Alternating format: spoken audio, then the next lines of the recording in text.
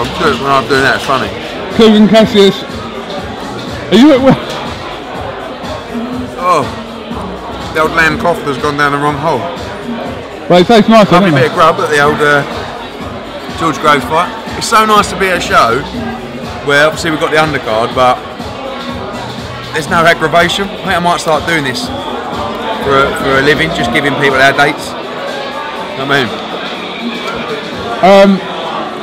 This is a co-promotion, obviously, so what has been your role, really? Just nothing. Getting a few fighters on the bill? Yeah, I mean, obviously, we've got all the dates with Sky.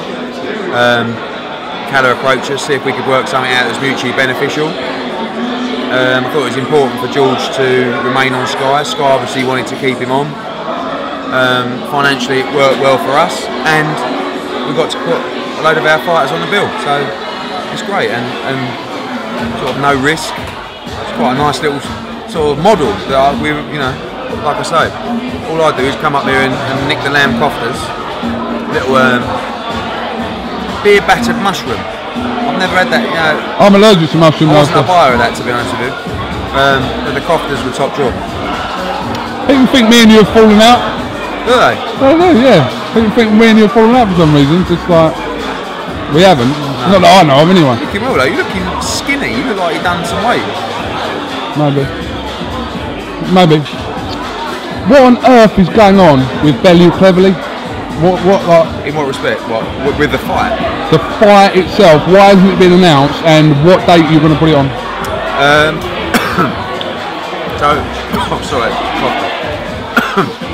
So it was December the 6th, obviously on the Kel Brook show. Kel got injured, so we semi-announced it as November 29th. We're just tying up the financials now with a pair of them. Obviously, originally it was on neutral ground. Now Nathan will be going into Tony's backyard, so the dynamics of the deal change a little bit. Nothing major. We'll announce this week. Is it going to be on November 29th? Most likely. We are looking at the 22nd as well, you know. But most likely it will be on November 29th. With a fight that's already been announced, or a show rather that's already been announced on the 29th of November, from a fan point of view, not they're in different areas, but for someone watching at home, no, it's not great. I mean, that fight and that show's got to happen first, hasn't it? You know, obviously that fight didn't happen last time. Will it happen again? Well, everyone hopes so, of course, but you know, and at the end of the day, you know, we've had November 29th booked for a long time. I mean, remember 3 or 4 months ago we were talking about that was the day. So we did go to December the 6th. Yeah. But then I also said now it looks like November 29th weeks ago. People have got to understand, it's not like in an ideal world we wouldn't be on the same date, but it's difficult to get venues, and you know, that was the only date available at the Echo. I've actually gone back to him and said, what's the crack with the 22nd? So we are looking at it. Both shows would be affected from a viewer point of view, not from a sales point of view. One's in Liverpool, one's in London, you know. But you know, I think, you know, generally, of course, you'd like different dates, but at least it looks like some big fights are getting made at the moment. So it's good for boxing. What's the situation with Carl Froch? I understand he's here tonight. He's here tonight. And I understand James DeGALE might be here as well. No, James isn't coming. Right. The situation is Carl has a mandatory obligation to James DeGALE, and he's got to have that. He's not allowed to fight anyone after 31st of December other than James DeGALE, unless he asks for an exception, which would probably be granted because he's had back-to-back mandatories. We've held the 31st of January at the O2, but I don't think he'll have to ask for an exception because I think the DeGALE fight will get made. And we're talking to James DeGALE and his parents and Ambrose Mendy at the moment about the deal and trying to work the financials. Obviously, Carl will want to make sure he's well paid for that fight, and James will be well paid for that fight as well. So we're certainly much more advanced from the last time I spoke to you in terms of that fight. So much so that we're now at the numbers stage of trying to make it. If James DeGALE is going to fight beforehand, before the Froch fight, you're in a difficult position to match him up because he's got a shot. He doesn't actually have to fight. He's still got the shot. I think, you know, if it's made for January the 31st, I think, I'm not sure whether he'll fight in November. I think he'd like to, but it's such a big fight. You know, you could just get some quality sparring instead. You know, and do you really want to go in 8-9 weeks before when you're fighting for the unified? Because it's a cut or something. Exactly. Yeah. So we'll have to wait and see. The most important thing is to secure that fight and secure the deal that everyone's happy for. And ultimately, if it's a deal that everyone's happy with, I believe that fight will happen next. Okay. When would you likely to announce a date for Froch's next fight by? End of October. End of October. January the 31st is held at the O2. That's almost certain to be the date and the venue of the next Carl Froch fight. That's exciting. Yeah, I just can't tell you at the moment whether it's James DeGale or not, but I believe it will be.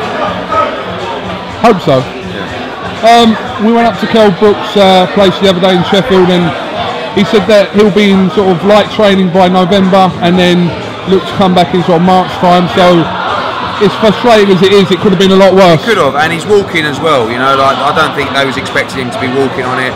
I think probably 4 or 5 weeks he'll be back light training, and February, March. Again, we want to space these events out, and with Froch fighting on January the 31st, March makes more sense for Kell Brook. So I think March, unless we can make the Amir Khan fight, in which case if we have to wait till May, then so be it. And we'd go straight into that fight. And people say, well, did you not want to warm up? No, it's like Kell's ready. I believe he would have won that fight a year ago, 6 months ago, next time, you know, so it doesn't matter, he doesn't need a warm-up fight. And that's a priority for us to try and make that fight. You know, and again, I'll talk, you know, I always talk about Khan, and because I want to make that fight. But ultimately, I don't believe he's going to fight Mayweather. And that's me using what I know, what I've heard, and my experience. I might be wrong. I've been wrong before. Yeah, you have. Exactly. But you've also got to understand, sometimes I say things with ulterior motives on board. Do you understand what I'm saying? Yeah. Try and force situations. Yeah. So, you know, but ultimately I don't believe that Khan will fight Mayweather. I think he wants too much money. I don't think he does the numbers to deliver him that kind of money. And I think Mayweather probably looks at Khan and goes, he's quite awkward actually.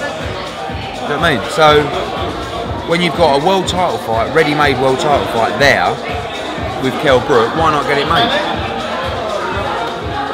Is that Stephen Espinosa? Sorry? Was that Stephen Espinosa on the phone? No. What are you doing about Quigg now? Because Quigg surely now has... Hello mate, You alright? yeah, you? Enjoying your VIP? It's lovely. He was slagging off your lamb cofters. Oh, you're watching back, I was bigging up the lamb cofters as it happened. It's much better grub than our gaff. Mind you, it is about 8 times the price. So sure. Oh yeah, Rita Simmons is over there. Yeah. Hook it up. Yeah. Hook it We've up, got her fella. up because Carrier Fire's on. Alright. Yeah.